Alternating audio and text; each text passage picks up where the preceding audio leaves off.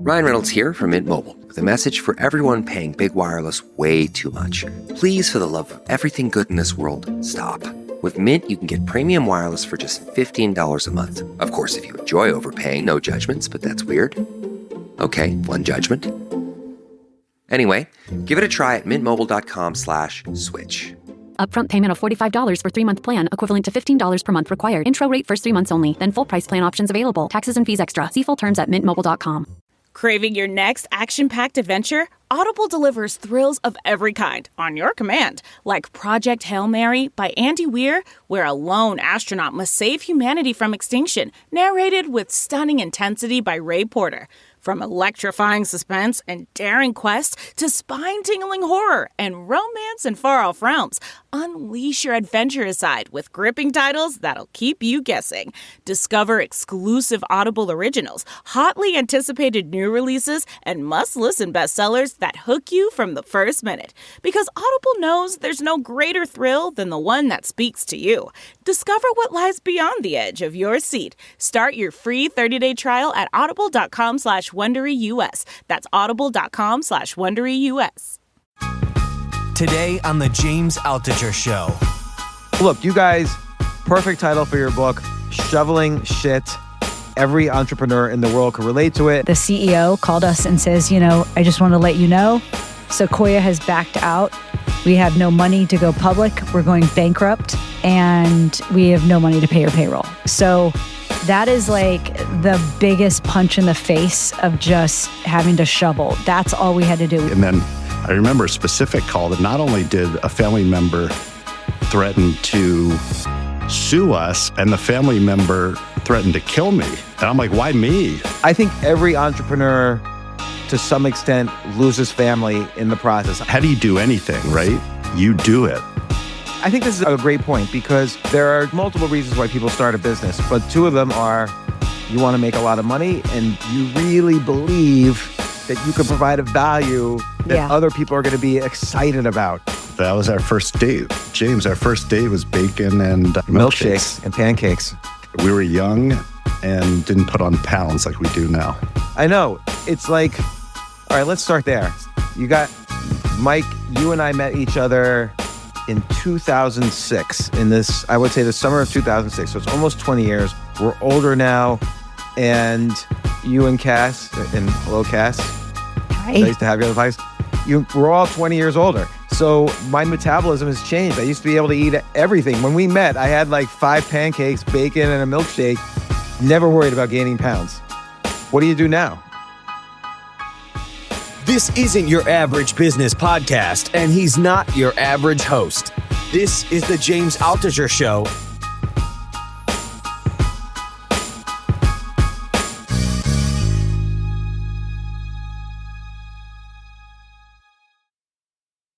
Well, don't forget you had French fries also.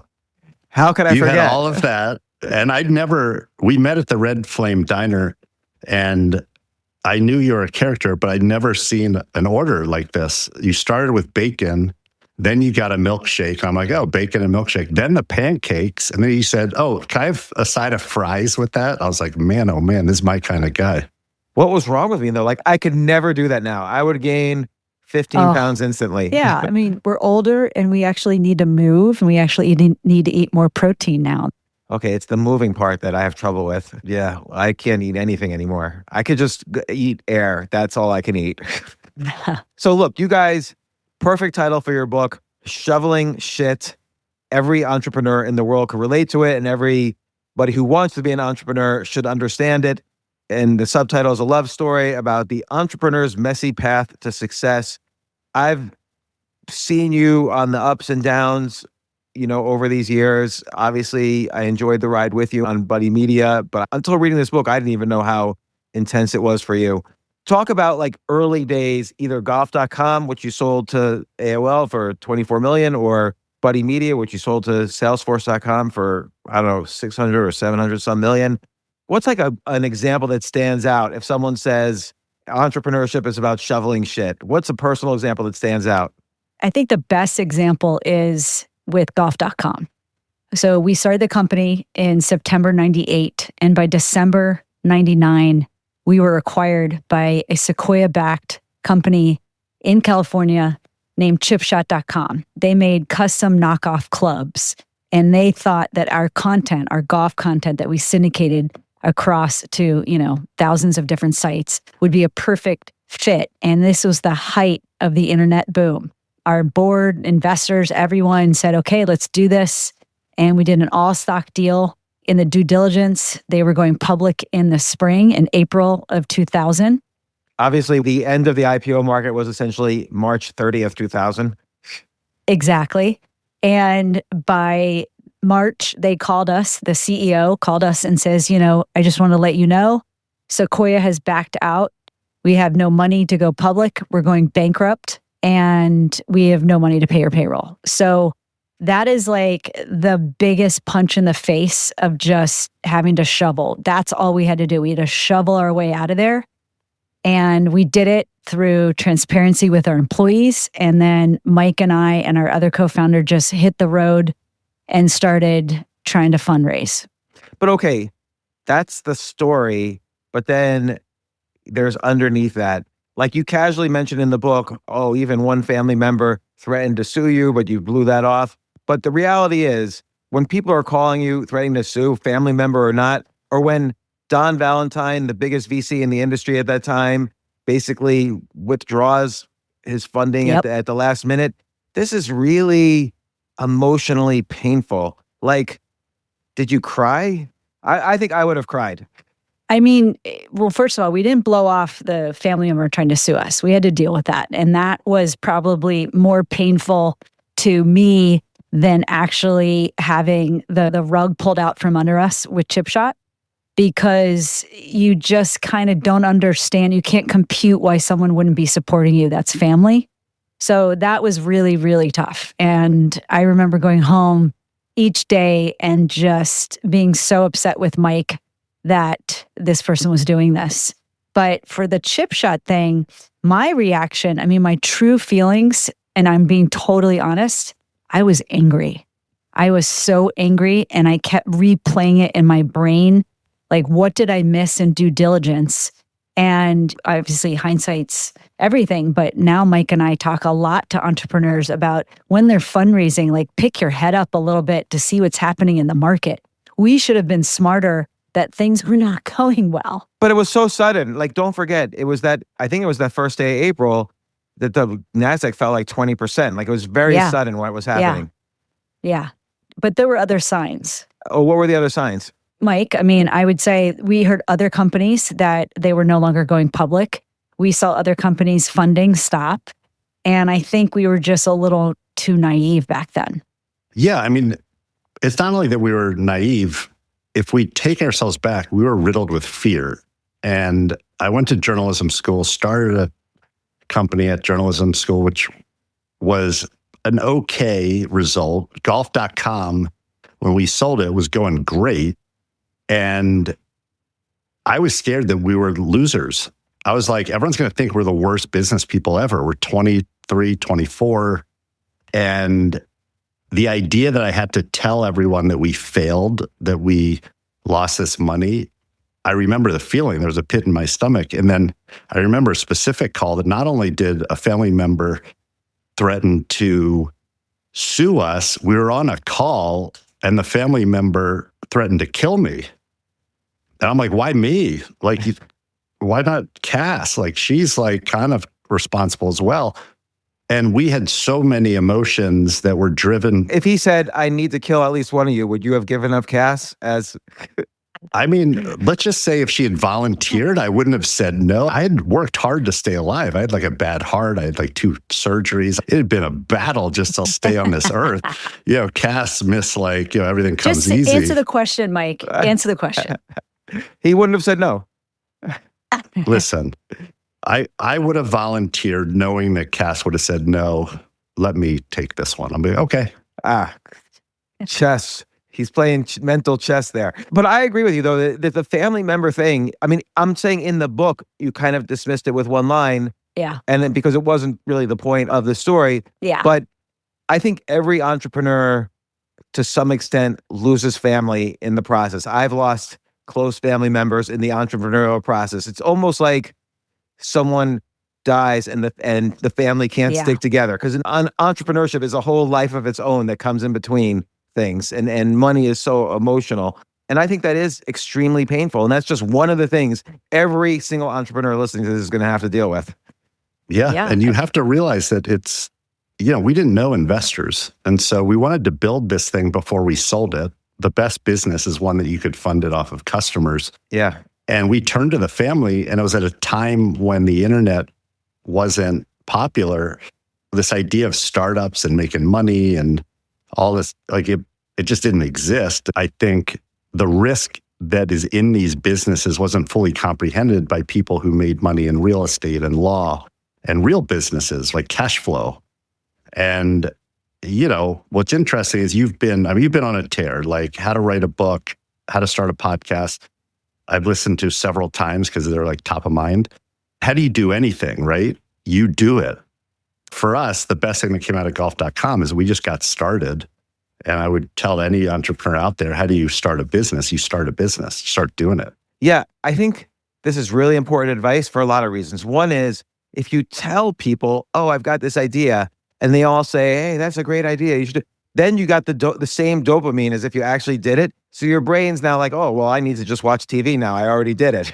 So doing it really is important. Like, I could tell people all day long what my ideas for my next book is. Nothing matters until I write the book. And it's about the reps, getting the reps in. The other thing is, that's really important is, and I know we've all learned the hard way, but when something like that happens, when funding falls through, when acquisitions fall through, when deals fall through, I kind of reflexively now, but I didn't when I was younger, I kind of reflexively now say, okay, there has to be an opportunity hidden in there. There's some opportunity I'm missing because this bad thing happened. And look, you picked up golf.com and totally redid it and created a great company. But do you think this is general advice that's good? So I think that the best entrepreneurs look at failures one step closer to success. Every entrepreneur I know has had to pivot both personally and in business. And you start with something written down on a piece of paper and a spreadsheet, and then you get punched in the face. And then you're like, oh, that didn't work. And you remember Buddy Media, right? We launched with Ace Bucks. You were the only person who played our word game. Loved it. You thought I was cheating. Because you're so good at it. But I love the game. And so that was a game that the whole purpose of the game, which we took freemium games, hooked it up to a loyalty program, but we launched as a currency that was worse than the Venezuelan currency. Like, we didn't realize that you can't just kind of insert money into the money supply without a way to like take it out. And so that was a colossal failure. We didn't give up. We basically said, let's do something else, custom apps. That worked, but it wasn't scalable. We got to do something else, software, okay. And then it took us 3 years to get to 50 million of sales off of that business. And so failure to us is just another part of the game if you have the resources to pivot, so money, and you have the will to throw things out, which is very hard. Well, also, like you started off, Facebook was this new but really great social media platform, obviously. And you started off with these games that were really fun, and I enjoyed it. And look, Mark Pincus was an investor. He started Zynga, which was built off of Facebook games. So you had kind of reason to believe this was going to be a great business. But what you ended up doing actually was building up expertise and building apps. And this is a great lesson, which you sort of address in the book, but it's great when times are hard to turn into a service business. So you built up this expertise building game products, but then you became a service business building custom apps for Fortune 500 companies. And then you basically pivoted from that to being, software as a service so that they could use your apps to market themselves on Facebook, which was a brand new advertising industry. Now Facebook's the biggest advertising platform in the world next to Google. Yeah, so the best thing that we did is stay close to customers. We would go and we'd talk about Ace Bucks. We didn't talk about custom app development. And what we kept hearing is that they needed help, the brands, we're talking about GM and P&G and Unilever, they needed help to figure out how to market in a world where people aren't watching TV, they're just glued to their feeds. And we launched that solution of publishing content, advertising, that and building experiences. And so I hate failure. I'm not one of these people who's like, I think Elon Musk, who said failure is an option. Like if things aren't failing, you're not innovating enough. It's like, no, failure sucks. Like you would never start something. It's the worst. It's like, you're not going to launch something hoping that it's going to fail. However, doing anything meaningful usually takes a lot of reps. And that's the story of our career. The other part of our career is trends. Trends are your friends. And if you can get ahead of big trends, like I think you've done many times in your career, good things happen. I think that's right because, let's say the components of a great business, and I'm just going to be very superficial here, is a great idea with product market fit, but also a great team so that you leverage each other's expertise, but also the trend is your friend. Like if you're at the bottom of an exponentially growing industry, there's a lot of tailwinds behind you, pushing you along. So you were at the beginning of, just like the internet had website development agencies, and that was a huge industry in the 90s. Yep. You were at the beginning of social media marketing agencies. You were the first, I would say. Yeah, definitely. We were out there trying to figure out what social marketing was and how that impacted Fortune 500 brands. And I think we did a good job at taking our failures, meaning none of the business models that worked previously, and realizing what our customers actually wanted. They needed help marketing to their customers on Facebook and then eventually, what was Twitter and things like that. So it made sense to us, at least, to keep going at it. Like in 2008, when the entire financial world fell apart, and I know you had money raised. I remember you insightfully raised right before that period some money. So you had mitigated your risk correctly, maybe because of your experience with golf.com.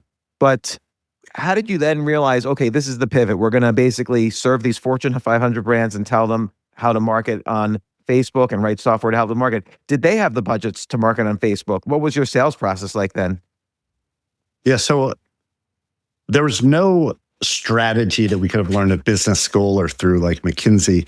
It's basically staying close to customers. And we kept hearing the same thing over and over again, which is we need help to launch our content and experiences on what was early Facebook and then Twitter and YouTube and all these other things.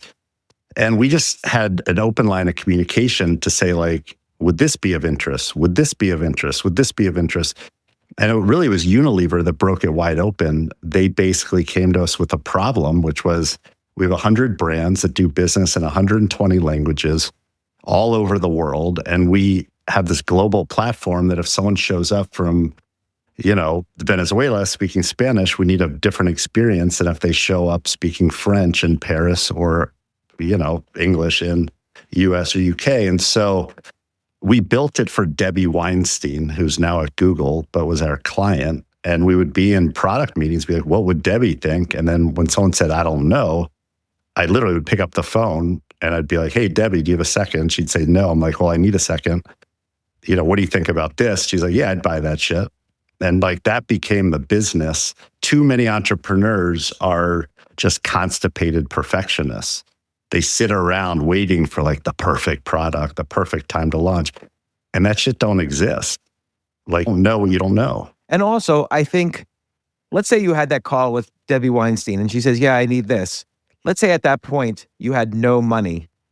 That's still an enormous opportunity because you could just say yes and then do what she said. Because none of it was rocket science, right? You would just figure it out from there. And even someone listening to this at home saying, well, I'm 21 years old, I don't have access to investors, you could still just do it.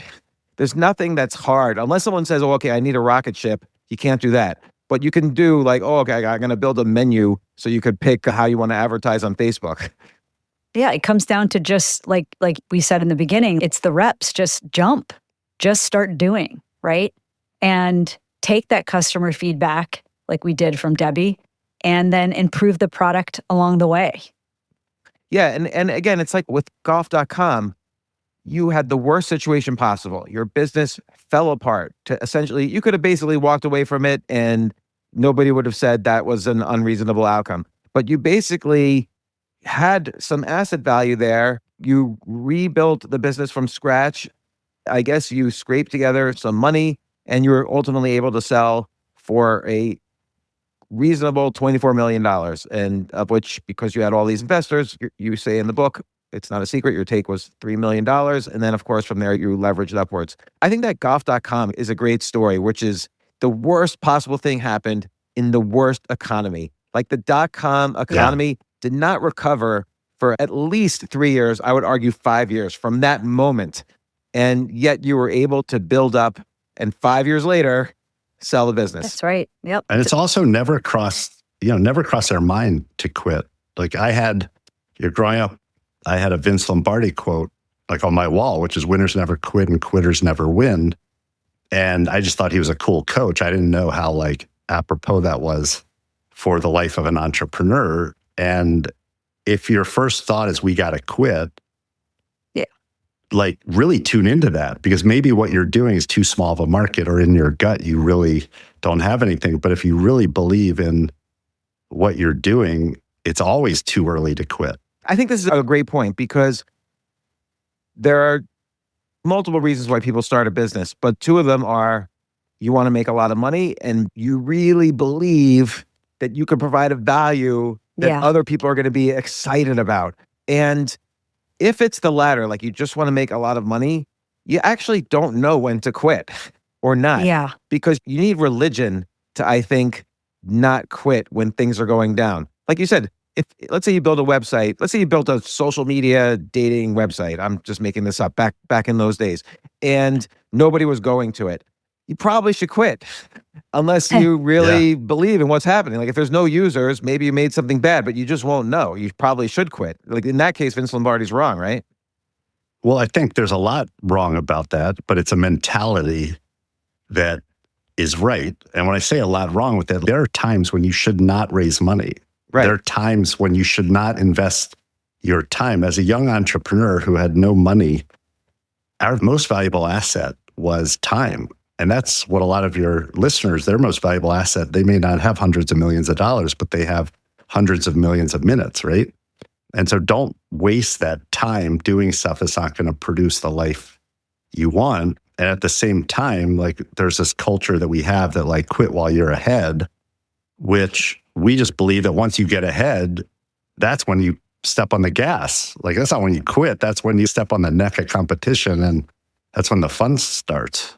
But entrepreneurs need to really have that grit and resilience. And I think that's what being an entrepreneur is. It's like getting punched in the face every day, getting data points from those punches, and then having some optimism that you'll figure this out, because it's just going to happen day after day. And like you guys said, it's very hard. Like nobody wants to fail. Failing sucks. And at the bottom, yes, maybe your thoughts are, okay, there's an opportunity here, like there always is, but also your thoughts are, this sucks. This is failure.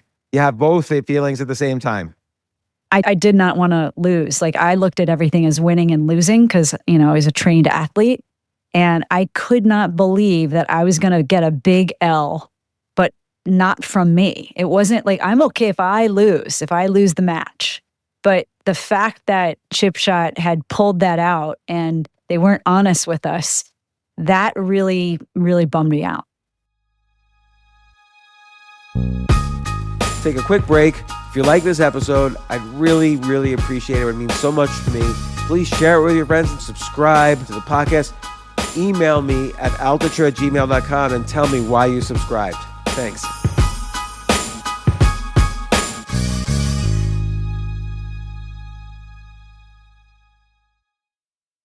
I think if you love cars, you love the Defender. We have Defender, and my wife, she's had a Defender in one version or other since she was 18 years old, since she started driving.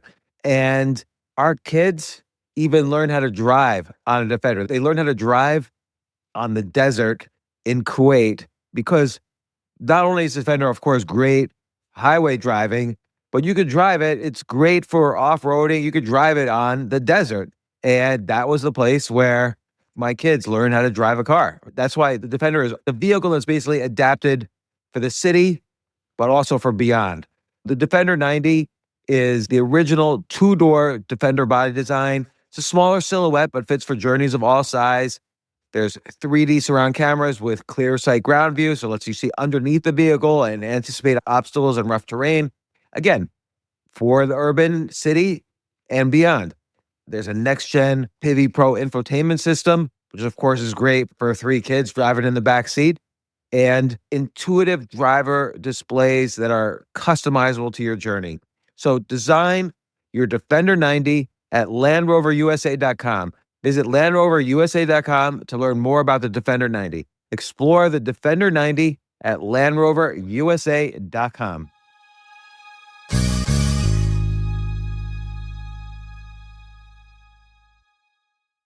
Tired of scrolling through endless sitter profiles on other sites only to get ghosted? For over 20 years, Sitter City has been the go-to resource for parents who want a more personalized, reliable way to find trustworthy sitters and nannies. While other sites flood you with options, Sitter City focuses on bringing you high-quality matches that are the right fit for your family every time. With SitterCity.com, you can find full-time, part-time, or occasional care that meets your specific needs. Every caregiver is ID verified, and profiles include real parent reviews, background checks, and specialized experience, so you can spend less time searching and more time doing what matters most, spending time with your family. And did you know that many employers include Sitter City as part of their benefits package? In a few clicks, find out if you can get Sitter City free. Getting started has never been easier. Take the guesswork out of finding care so you can breathe easier knowing your kids are in good hands. Visit SitterCity.com today to get the care you need. Rakuten is the smartest way to save money when you shop because you earn cash back at over 3,500 stores. Fashion, beauty, electronics, home essentials, travel, dining, concert tickets, and more. Your favorite stores like Lowe's, Levi's, and Nike pay Rakuten to send them shoppers. And Rakuten then passes on a part of that payment to its members as cash back. You're already shopping at your favorite stores. Why not save while you're doing it? It's a no-brainer. Membership is free and easy to sign up. Get the Rakuten app now and join the 17 million members who are already saving. Cashback rates change daily. See Rakuten.com for details. That's Rakuten. Your cash back really adds up. And I want to, in a few minutes, speed up to current day. But back then, you're 23, 24 years old. You're really experiencing failure. Like the likely outcome at that moment was you were going to go out of business and whatever. It's almost like it feels like a death of sorts. Yeah. How did you guys survive relationship-wise? Like, could you leave the work at home and go out for dinner and a movie? Or like, what was happening personally? The good thing is that, we had each other. I mean, there's good things and bad things. The bad things is all of our eggs were in one basket. So like one financial basket that we had literally zero money. So the amount of money that Mike and I had saved as very early on in our career was like, I don't know, $25,000, $30,000. That's what we invested into the company, and that was gone, right? Like that was taken away from us. So that was the bad news. But the good news is we both knew what we were going through. So we were the best support system that we could have. It wasn't like one of us was having this horrific experience and the other one was like, hey, what's for dinner? It was like, okay, how much do we have left in the bank? And should we eat ramen tonight? It was scary, but I felt this sense of calm because we were both in it together. But I feel like, honestly, a lot of marriages would not survive that. Like you would take it out on each other.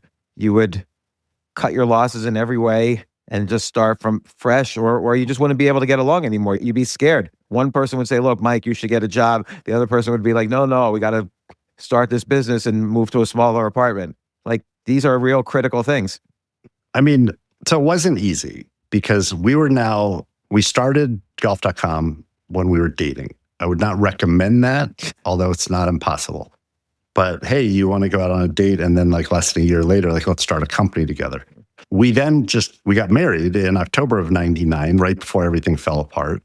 We're trying to get our feet as a married couple and as business partners and as business people, right? Because we're learning business together as we're trying to learn marriage, thinking about starting a family. And Kass, you may have forgotten this, but there was a woman who really saved me named Nancy Randleman, who's a therapist in Chicago. Yeah. Because I was as unaware of how I was impacting Kass of any person I'd ever met. And so I was both not present. I was shining the turd, meaning like if things weren't going well, I'd say, oh, it's going great. Don't worry about it. I was dismissing her feelings. I wasn't being vulnerable. I was like a young dude, right? I was 25 when we got married. And so I didn't know anything about myself, most importantly. And I would encourage everyone seek out people to educate you about your weaknesses, to give you constructive feedback, and then take action based on that. And I remember sitting in Nancy Randleman's office by Wrigley Field after I got like parking spot, which was hard on Cubs games, and crying because I was not only an awful business person because we were failing, but I was an awful husband. And Kass kept saying, like, stop shining the turd. Like, I need you to be present. I need you to listen to me. And that's been a 30-year journey of self-awareness. But like Kass, at that moment, were you thinking, hey, this is on shaky ground. This might not work out? I don't think the business was why I would have ever had doubts about Mike and me. I think it would have been more about how we communicated, right? So the business, for some reason, and maybe it's because I had blinders on, like I knew Mike was the person who complemented my business strengths like perfectly. And I think being a newly married couple, everything gets amplified when you work together, right? Because we weren't like just seeing each other at the end of a workday. We were seeing each other 100%. So we were trying to figure that all out all at once, like Mike said. But my doubts were about how we were going to figure out how to get to a better place. It was never about like, oh my God, this business has ruined our relationship. What Mike was saying, though, of like, not really communicating, always maybe being too overly optimistic, and you knew he wasn't being forthright. Like, did you ever question whether that would repair itself? Yes. I mean, you always question it. And also remember, it's easy for me to look back now with 28 years behind us and kind of have more faith. But when you're building something and it's only been 1 or 2 years, or at the time when we got married, 3 years, like everything is doubtful, right? Like you have doubts about like, oh my God, is he ever going to tell me the truth? Or is he ever going to be present, like he said? And I'm sure I provided a lot of, behaviors that, that caused him doubts.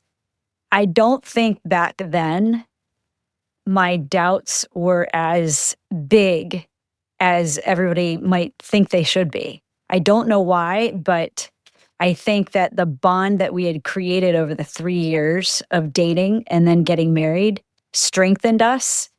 And I think Mike knows very well now that I am relentless. Like I am like a bulldog.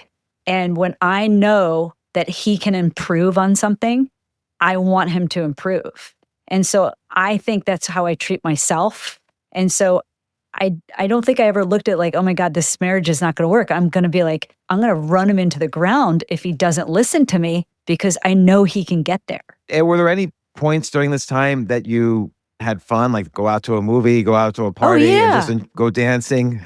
Yeah, totally. We had great friends, like all of Mike's best friends from college. They all were there, and we had belly laughs upon belly laughs, playing beer pong.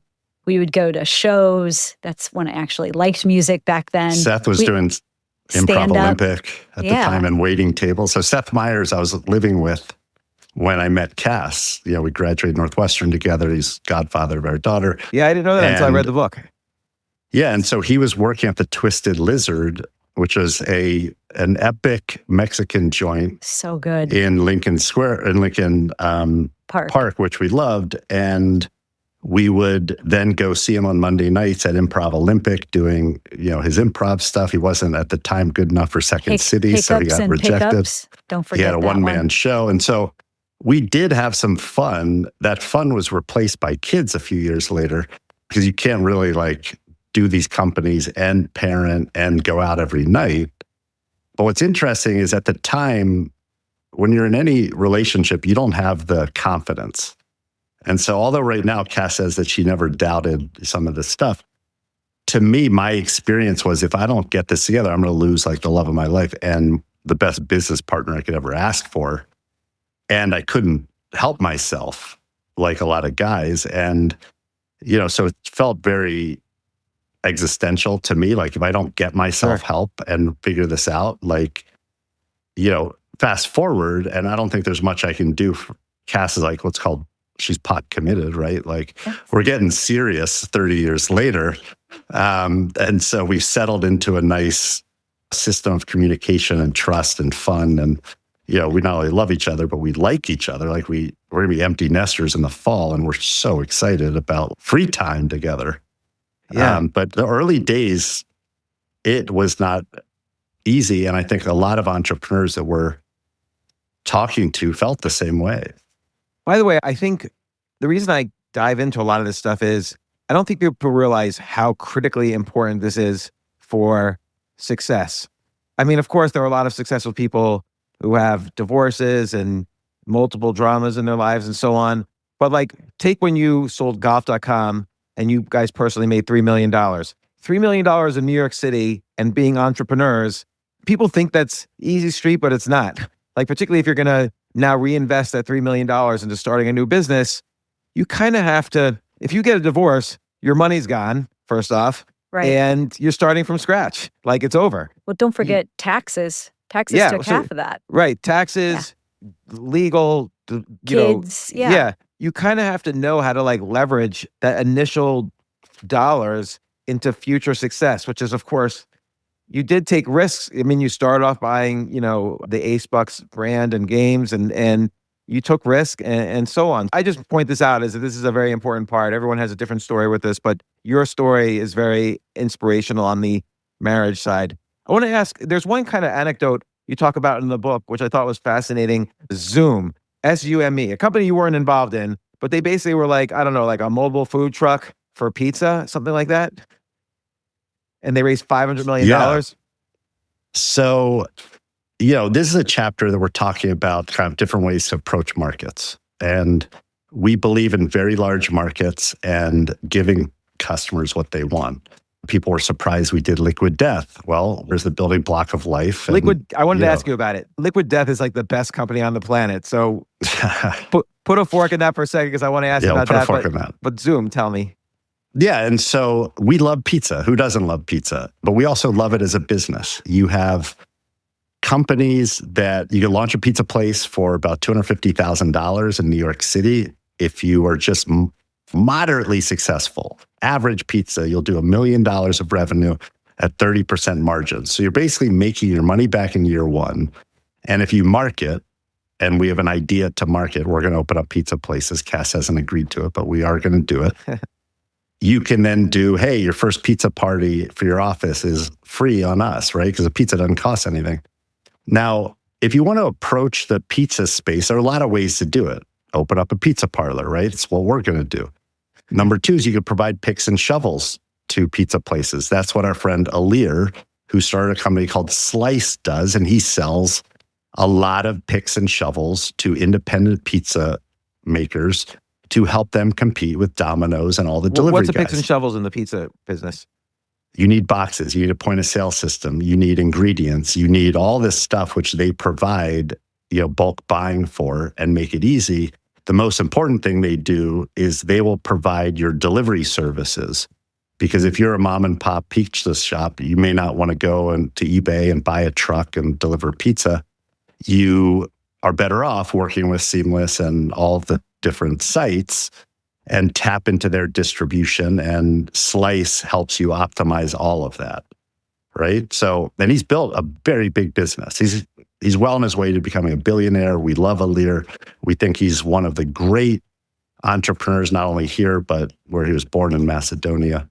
And he did something that he knows because his family was in the pizza business, and he knows how difficult it is to run a pizzeria, and especially a modern one.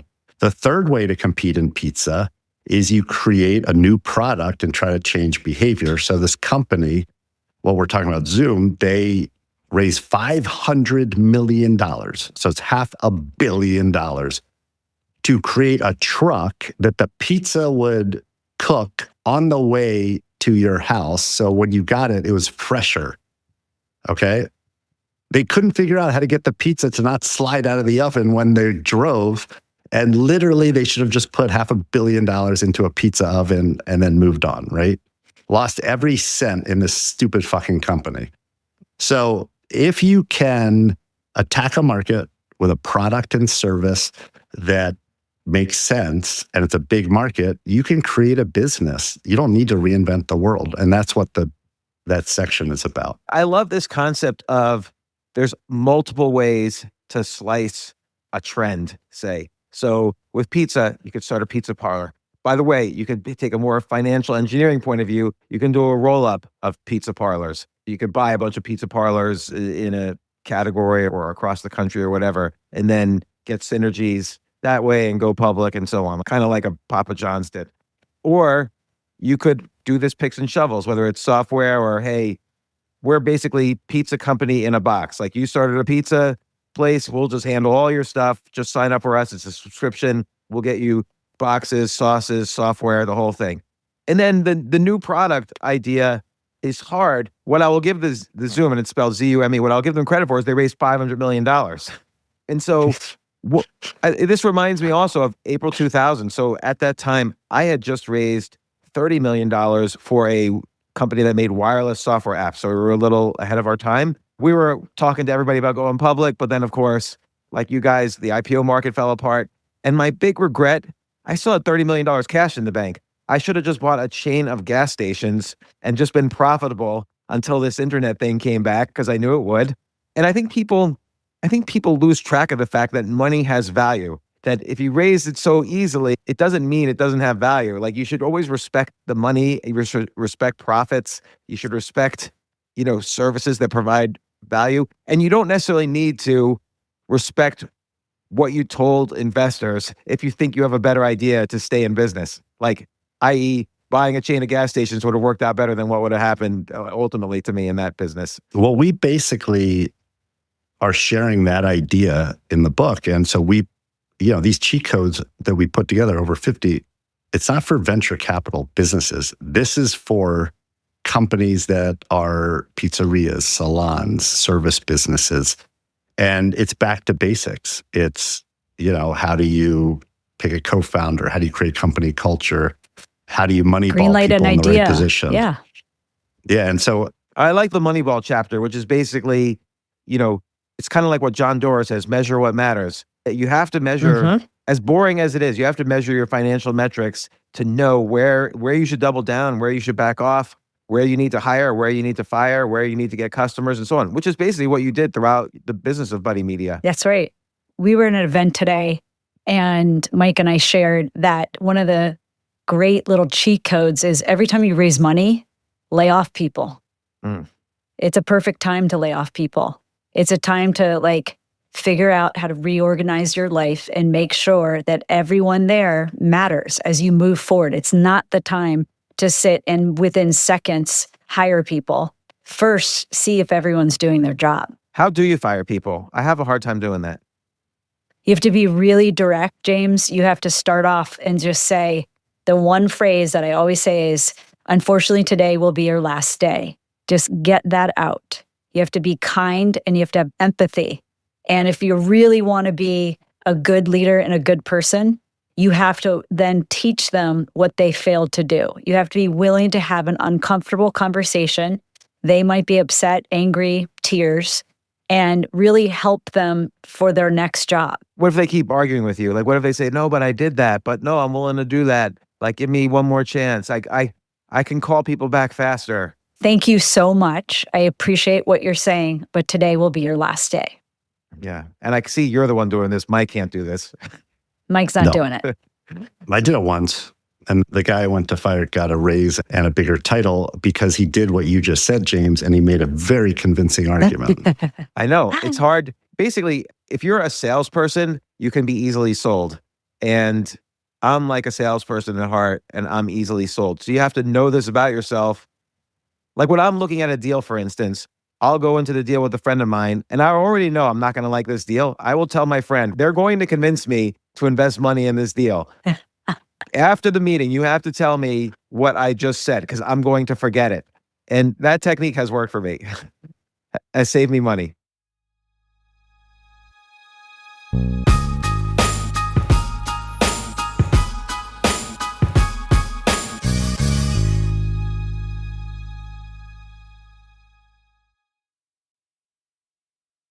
I'm just curious, why did you invest in Buddy Media? We didn't have a plan that made sense. We didn't know each other that well. You somehow said yes. And I remember thinking like, really? Like, did you really say yes? Like, do you really want to do this? Like, that seems crazy. I'll tell you exactly why. And by the way, I then wrote about it in a book in 2008, well before you guys were successful. I wrote about it in the Financial Times, almost assuming you were going to be a success for all the reasons why I said yes.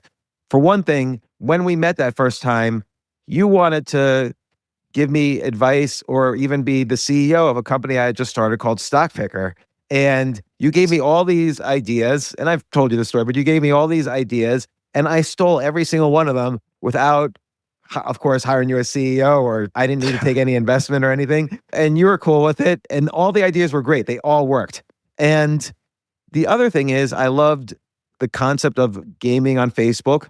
I had a lot of faith in you as an entrepreneur just from our meeting and from the reasons I said. But I'll tell you a really important thing, and this motivates the way I invest to this day. Peter Thiel and Mark Pincus were investing. So if someone smarter than me is investing, like as you point out in the book, Peter Thiel was on the board of Facebook and you were setting up a Facebook marketing company. Mark Pincus was the leader of all Facebook games and had $1 billion company doing that. So they clearly knew the Facebook ecosystem and they were putting money with you. So I think to myself, what am I going to do? If I ran into Peter Thiel, am I going to say, whoa, Peter, are you an idiot? How could you invest in, you invested in Facebook. That seems pretty good, but how could you invest in, but like, no, of course he's going to be smarter than me in this. And so to this day, I only really invest if someone smarter than me is also side by side with me. So like if Warren Buffett, I'm just going to make an example. If he invests in IBM at 100 and now IBM is at 80, I'm not going to say Warren Buffett's an idiot. I'm going to say, oh, I can maybe buy shares of IBM at a discount to where Warren Buffett bought them. And that's essentially what was happening here. Probably wouldn't have invested in a later round, but in the round that Peter Thiel was going in, I'm in. Well, it's interesting because why I love Stock Picker so much was you put that in motion in the public markets. Yes, I was religious about this idea. Yeah, you were scraping kind of all the filings from the leading investors and basically say, hey, do you want to invest like all these hedge funds and all these great investors? Here it is. And it was the beginning of like the big data movement online where you could like create not proprietary, but unique data sources and monetize them. And I thought that what you were doing was just going to be hugely successful. I didn't know how close you are with Kramer and how the deal would get done. Like you sold it right afterwards. Yeah, so, I basically started and sold it within 4 months, something like that. Which was amazing. But perhaps I, jumped the gun so fast. I'm a seller of businesses. I have never done like what you did. I mean, okay, I've built businesses too over years, but I'm more interested in building and selling and then having the next idea. But of course, that is ultimately what you did now. And you've been running a VC fund where you invest in good ideas. I wanted to figure out, like you mentioned earlier, trends are your friends, essentially. What are the trends you see right now for entrepreneurs? I think actually it's a fairly difficult time for entrepreneurs because let's just say AI is a big trend, but it's very unclear what's going to become quickly commoditized in the AI world. And this is just one example. I'm saying AI, but there's other examples. Yeah, so it's never been a better time than now to start a company, both because of opportunity and lack of competition for your time. So if you think you're going to go to law school and become a partner at Simpson Thacher, any of these firms, it's just not happening. So these firms are going to deal with AI. They have too many partners already. The only way to make it an illegal business or accounting is if you're a business development person who brings in business. And so we're all entrepreneurs. You can admit that to yourself today and get up from your desk and start a business. Or you could ignore that and be left behind because you will be replaced at some point, either by another human or by a machine. And so it's never been easier to launch a business and never harder to launch a venture business. Right. We moderated a dinner last night, and these are all AI entrepreneurs building what's called vertical applications. So they're not building the language models like ChatGPT and Claude. They're building applications on top of them like we did on Facebook. And there was one who does like AI interviewing for staffing firms. And I'm like, okay, that's cool. How many competitors do you have? He's like 38 known competitors who've been funded. The reason they have 38 competitors is because it's not rocket science to build an AI interviewing app. No matter how many features you put into it, it's just not rocket science. Anybody can do it. And not only not rocket science, the AI will guide you through how to build it. So please go to Lovable or any of the AI platforms and just build an app for your family, and it'll show you how to set up GitHub, how to connect everything to it, and it's super easy. Now, he also has over $1 million of annual recurring revenue. And I said, listen, the bad news is I don't think that you're going to get funding as a venture business. The good news is I think you can build a $10 million business that throws off $7 million a year, and you could have the best life you've ever imagined. And so we're having it's a crisis of venture capital. Venture capital is dead as we know it. I say that as a venture capitalist today. Entrepreneurship has never been brighter. And pick a problem that exists that you know and solve it. And that's the easiest way. And if the problem is there's no good pizza places on your block, start a pizza place. If the problem is you have nowhere to get a haircut, start a place to cut hair. Now you tell me. Yeah. So, I mean, I just think that and I'm reminded of this every day because, this morning we met an entrepreneur who we love named Ben Van Leeuwen at an event. He came up after us and, he didn't know how much I knew about his business because I've studied it. He had very little money. He bought a truck off of eBay to sell ice cream in Brooklyn. And he just took water, sugar, or milk, sugar, flavoring, whatever it is that goes into ice cream. And he developed a cult following. Today, fast forward, he has 70 stores, very profitable. And he has a life that's just amazing. I know that store. They're the best ice cream. Yeah. Yeah. And so the other one is pop-up bagels, right? You think you can't reinvent a business. Some guy comes around and invents a bagel that blows your mind off. And it's like, wow, he just did that. But it's hard to ideate. It's easy to say, oh my gosh, every problem's been solved. Everything else is niche or too small. What's a big problem that you've seen recently that you would invest in? We like healthcare a lot. I think one of the things that Mike and I are very excited about is how AI can help with, all the different research out there that is clinical and trial research. And we just think health companies, it's just a huge market right now. Do you agree, Mike? Yeah. I mean, I think every part of healthcare needs to be reimagined. I think the only way we can balance the budget is really getting healthcare costs in order. By the way, Wilbur Ross just told me this yesterday. Wilbur Ross, former Secretary of Commerce, basically said people underestimate how much of a surplus in the economy this could create if healthcare costs are brought under control. Yeah, 20% of it is administrative costs. And you have on one side all these software companies that are helping hospitals and patients try to figure out what should they be doing. And then on the other side, if you look at kind of how you read any sort of radiology report, a lot of it's machines. On the other side, you have software companies helping insurance companies figure out how not to pay for stuff. And it's this battle between payers and providers. If you just got rid of the paper in the system, it's going to give doctors time back and get, costs out of the system. But I think that's just the tip of the iceberg. How we educate our kids, how we spend our money, how we invest our money. Sports is going through a revolution right now. Co-owners of a few smaller sports teams that are just entertainment properties that have been very profitable. Okay, so let's take basketball. This is kind of a franchise situation where basketball's been growing nonstop for the past 50 years. So if you buy a piece of a basketball team now, you're going to sell it for a profit 5 years from now, almost certainly. Same thing for many other popular sports. Maybe there's new sports like pickleball, who knows?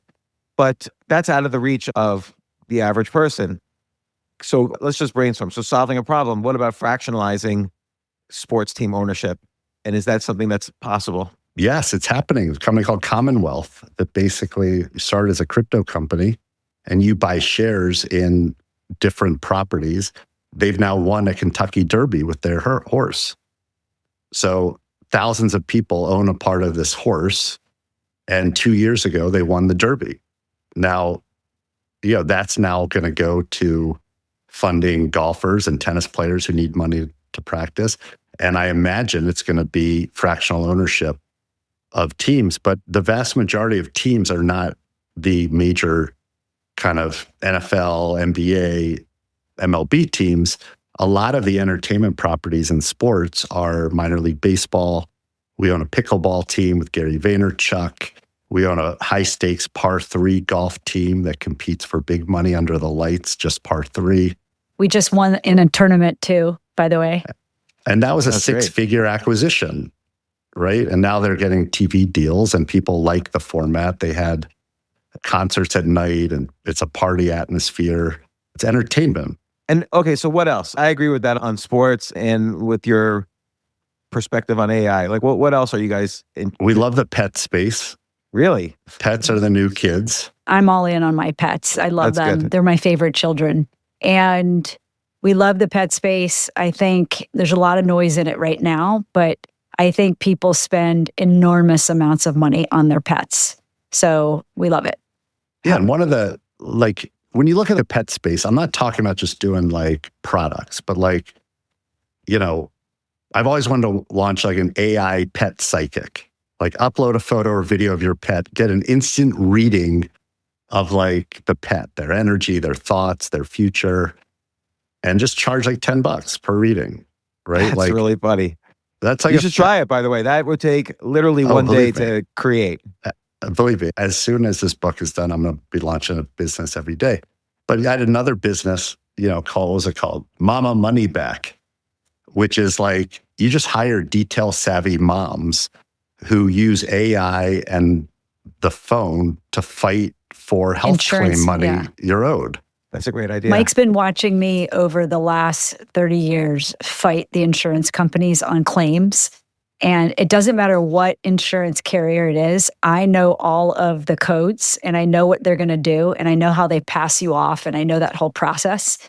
And I've taught a lot of other of our moms to do the same thing. And I was like, gosh, we should just make an army of moms that get money back for people and just take a like small portion. That's a great idea. There's already legal/AI sites that fight your traffic tickets. Why not Yep. take all your knowledge, put it into an AI combined with the AI already knows all the Yep. rules of every company and state. Like you can make an AI that does this. Yeah, totally. That's interesting. There's so many like ideas. Why do you invest in? I love Liquid Death just because the idea is one of those things where, like, damn, why didn't I think of that? Like, just put water in a beer can and call it Liquid Death. Like, is there more to their success than that? I'm sure there is, but why did you invest? I can tell you when Mike brought it to me, James, I was like, are you fucking kidding me? This is water in a can. And I went to sleep. He's like, just sleep on it. And I woke up the next day. I'm like, wait a second. And we knew Mike Cesario, right? He worked with Gary Vee for a long time. And just looking at the marketing, because I like thinking about how products make people feel, I was like, this is going to be incredible. This is going to be like American Girl doll, but on steroids. Yeah. And I was all in. It's completely cool is the only word I Yes. could think of to It's made describe it. drinking, it's made not drinking cool Yeah. everywhere you go. I love that. I mean, people are putting liquid dead tattoos all over themselves. I mean, think about that. yeah, that's incredible. That I don't know where the company stands right now, but I'm assuming that investment's doing well. Yeah, I mean, we're registered investment advisors. We can't talk too much about results, but what's publicly been reported is, you know, it's now a unicorn and it sells a lot of water. What we like about so we have something in the book called the Go Gauge, which is like, we boiled down to all startups to 6 concepts. Oh, yeah. Thank you for bringing this up. And we use Liquid Death as kind of an example. And one of the big parts of that is how many customers are there going to be, not just market size, but like how many actual customers will buy this. Like the golf industry, everyone says is 80 billion, but unless you own a golf course, you're not really going to tap into that revenue, right? And we looked at it, we're like, man, the largest non-alcohol market is water. And do we really like Fiji and all these things out of a plastic bottle? Right. And so I saw this can, which is, you know, this is their grapefruit one I'm holding up to the camera, what they call grapefruit. And I saw the white can and I'm like, that's cool. And then we used to be, we're still in the music festival business. That year before it launched, I took it to Bonnaroo in Tennessee, which we were part owners of before we sold it to Live Nation. And people were taking the cans, and after they drink it, they would refill it with water because they loved the can. Wow. And I remember thinking, wow, this is happening. And you had all these hot chicks and young people.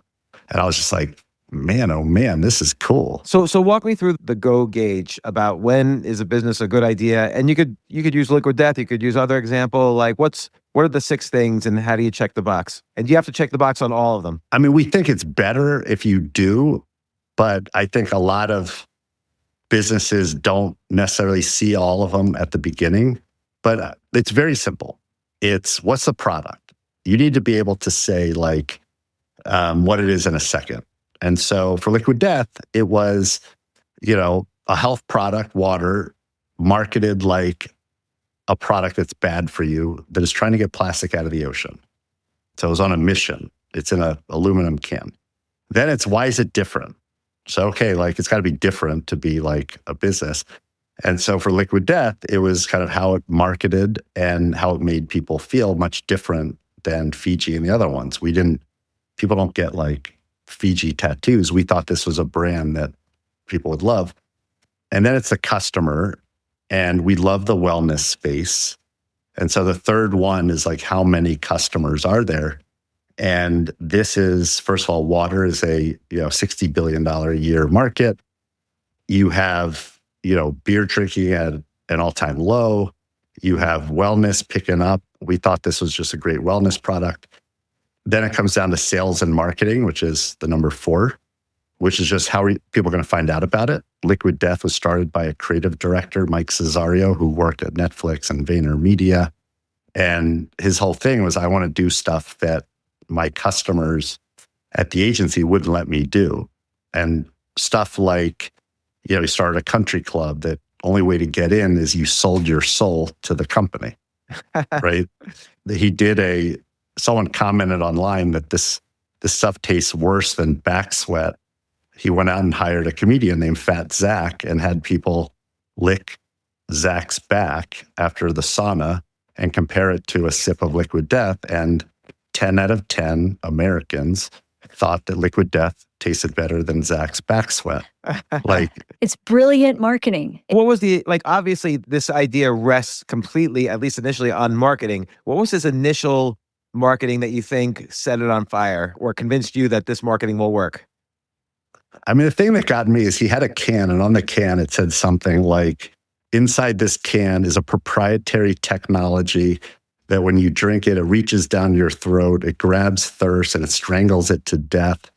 And then this thirst hops out of your body and it stomps on the thirst to make sure that it murders your thirst forever, right? And it was like such a cheeky thing. Now, we funded it in 2019. It launched in really March of 2020, which coincided with the pandemic. We did not think that collab between a water product called Death Water and the pandemic was a great collaboration, but we were able to get through that, and the rest is history. So the last 2 that I'll talk about is just kind of delivery. How are you going to get the product to customers? And then we don't do big business plans for new companies. We just look at the financial model. We say, does this model pass the smell test on a napkin? Well, let's talk about number 5 for a second. And again, I want to mention our focus on Liquid Death. To sell a bottle of water in a store, you have to get shelf space, and that's very difficult. Coca-Cola has a lot of shelf space in every store, and even Whole Foods, it's done regionally, so you have to go region by region, and there's already a lot of healthy protein drinks, energy drinks. It's hard to get shelf space, and that's the key. As software entrepreneurs, we had a go gauge before Liquid Death that had 5 things in it. We added delivery because it's been so difficult at Liquid Death. And if we knew about the CPG space, what we know today, we may have never done the deal, because they were taking Austrian spring water, putting it in a can in Austria, putting it on a truck to get to a train, to get to a boat, to get to another truck, to get to a train, to get to a wholesaler. that then sells it to distributors and then retail. So it's been a battle, but now that we are mature and we've onboarded, or at least brought into the country, all the manufacturing, it's now doing incredibly well. Well, look, I loved the concept of the Go Gauge. I meant to bring that up earlier in the show, but we were having so much fun talking about other stuff. I'm glad we brought it up, though. And look, I've known you guys for a long time. I've made money because of you guys. Thank you very much. I'm always loyal to anybody who makes me money. And I like to think that, we don't see each other obviously a lot, but I'd like to think that we've been friends over this time. Yes. And, your book was great. Shoveling Shit, a love story about the entrepreneur's messy path to success. And I'm glad you guys wrote a book, because I know, at least Mike, I know you've been itching to write a book for like almost all of these 20 years. Kass, I'm assuming you're the same. I'm so glad you wrote this book, and it's a good read. It's not like a boring book about entrepreneurship or business. You have stories, great suggestions, great advice. I can confidently recommend this to any young entrepreneur or seasoned entrepreneur. And I remember, Mike, one time we talked, you wanted to write a book. I think this was like 2013 or 2014. You wanted to write a book about the concept of being weird, a book about weird people. I still think to this day that is a great idea, being weird. No, I love that book. And we started it, and we did a lot of research because we happen to have a lot of weird friends, and friends who have done all sorts of things, from Gary to, a friend in the porn business. And, we also know how hard it is to write a book. And we wish we had listened to your series on how to write a book. Anyone listening to this interested in a book has to go back. James gives the world an incredible how-to, both how to come up with the ideas, how to write it. And if we were to do another book, that is our model. So thank you. And, we love you. We love what you put into the world. And frankly, we're proud of you. I mean, you've built such an incredible following by just giving to the world. You just give these ideas. Well, thank you. I appreciate it. And look, I hope eventually we all get together, and I hope this book does well, and come back on the podcast anytime. I really love having you guys on. So thanks once again. And Mike Lazerow, Kass Lazerow, Shoveling Shit, a love story about the entrepreneur's messy path to success. So many other great stories in there. You got to read the book to see it all, though. Thank you. Appreciate you.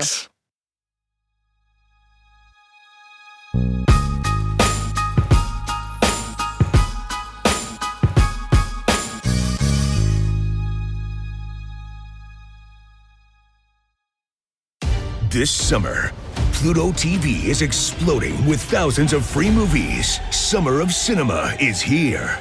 Feel the explosive action all summer long with movies like Gladiator, Mission Impossible, Beverly Hills Cop, Good Burger, and Transformers: Dark of the Moon. Bring the action with you and stream for free from all your favorite devices.